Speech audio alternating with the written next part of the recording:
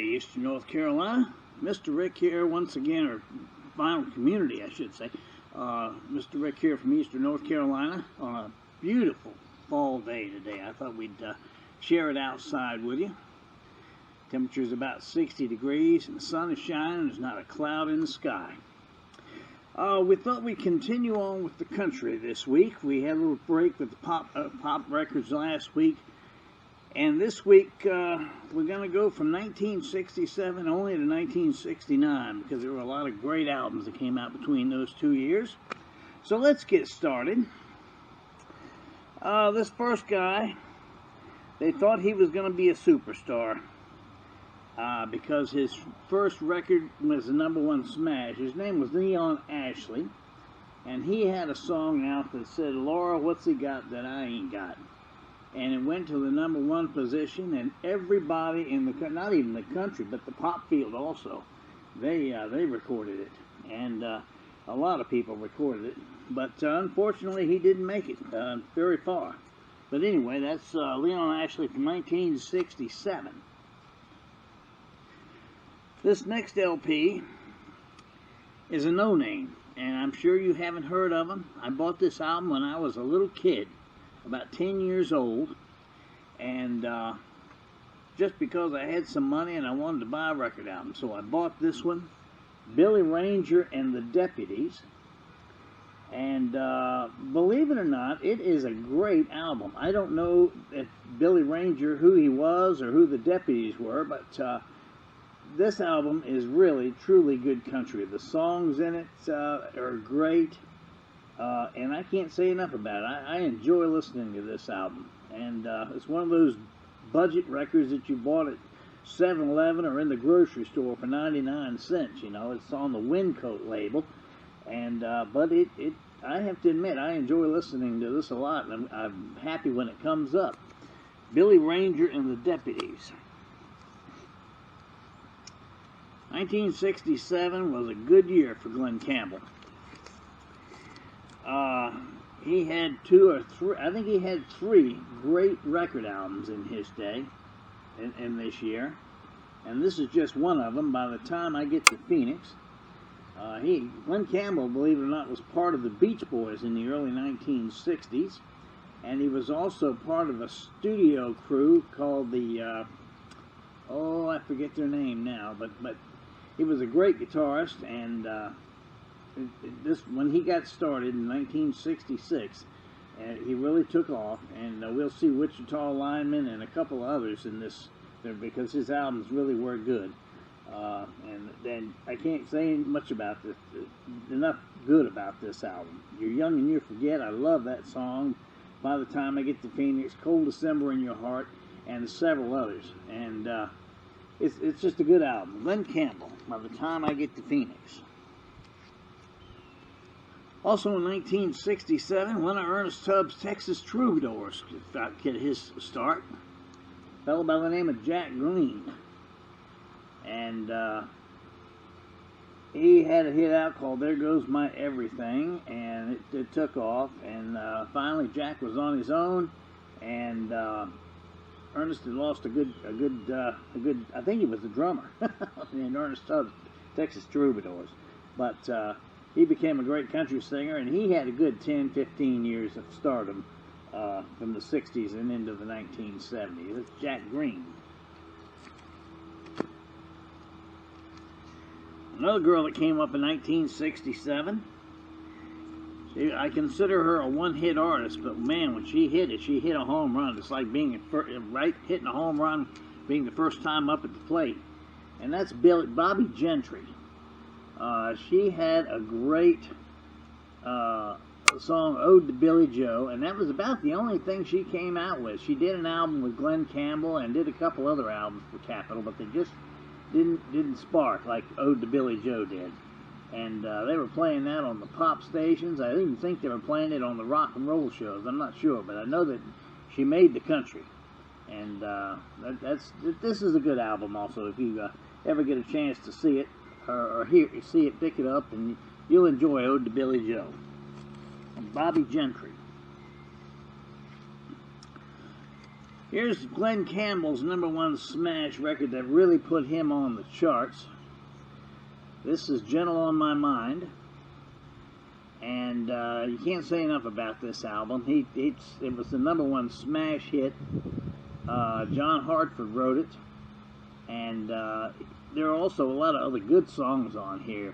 Catch the Wind, It's Over by Jimmy Rogers, and he wrote Just Another Man and You're My World. Just several albums that are just great tunes. And this album sold. I mean, it took off, and Glenn Campbell was fully established by the time he had put out previously Burning Bridges, and the astounding 12-string guitar of Glenn Campbell the previous year, but nothing hit like this album did. Glenn Campbell, Gentle on My Mind. Also in 1967, they introduced Patsy Cline's greatest hits. And this has got them all on it. I mean, it's got Walking After Midnight, Crazy, Back in Baby's Arms, She's Got You, Leaving on Your Mind, and just a bunch of her solid gold from the early 60s when she started really getting good. And this is a reissue. This was put out on MCA several years later, but the original Decca album I have not seen. But like I said, Patsy Cline's greatest hits. If you're a Patsy Cline fan, you've already got a copy of this, I'm sure, because just about everybody I knew had one. Of course, in '67, as I've said before, Buck Owens was at the top of his list. I mean, he was one of the top country performers. See if I can get the sun to show that a little better. And Your Tender Loving Care. This is an original. My mother bought this album way back in 1967, and we kids tried to tear it up as best we could. It's not in very good shape, but it's still a great album. I still enjoy listening to it. It's got Sam's Place on it, which was a #1 smash. You Made a Monkey Out of Me, and of course Song and Dance from Buck Owens. This is Your Tender Loving Care from Buck Owens from 1967.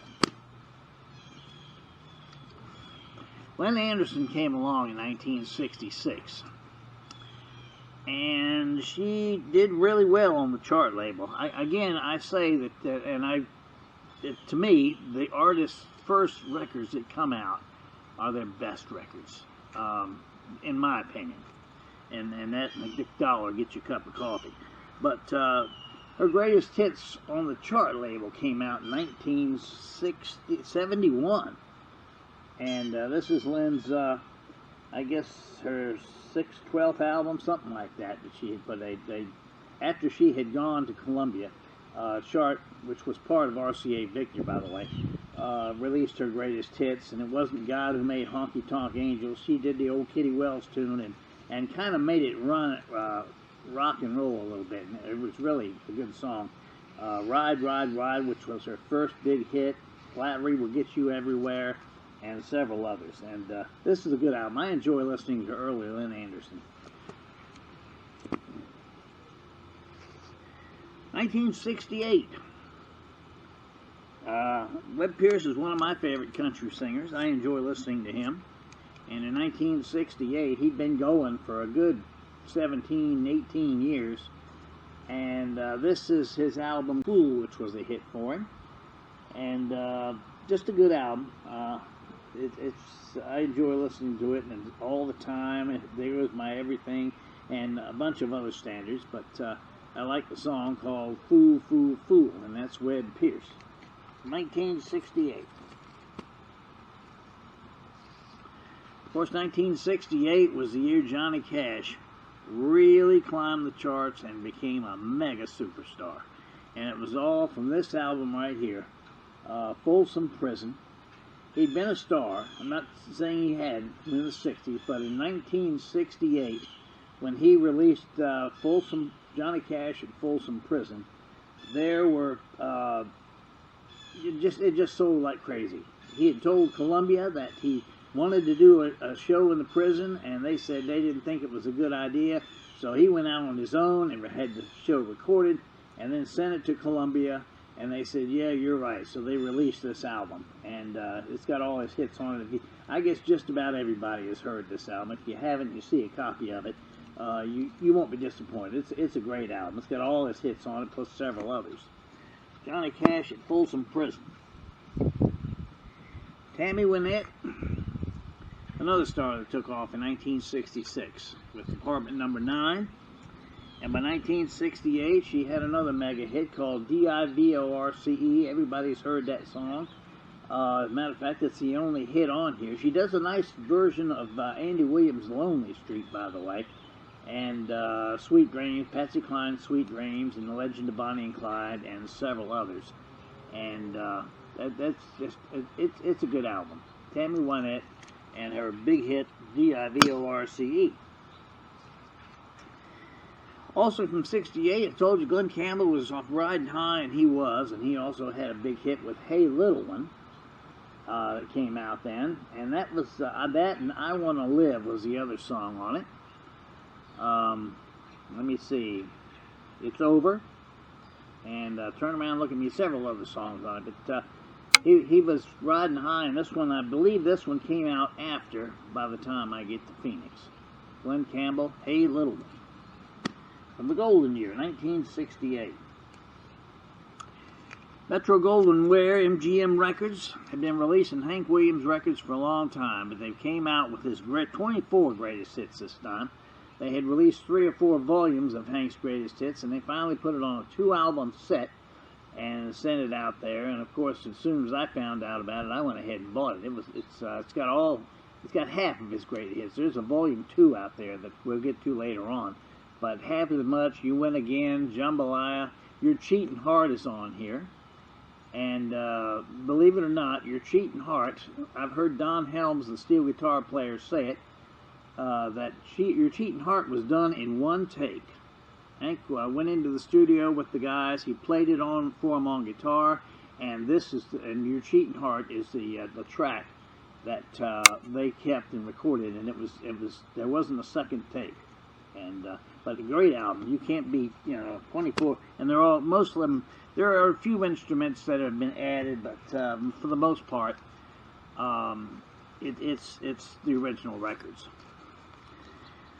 Back up in Canada, there was a young man that came out. He wasn't very big, I'll be honest with you, but this is one of my personal favorites.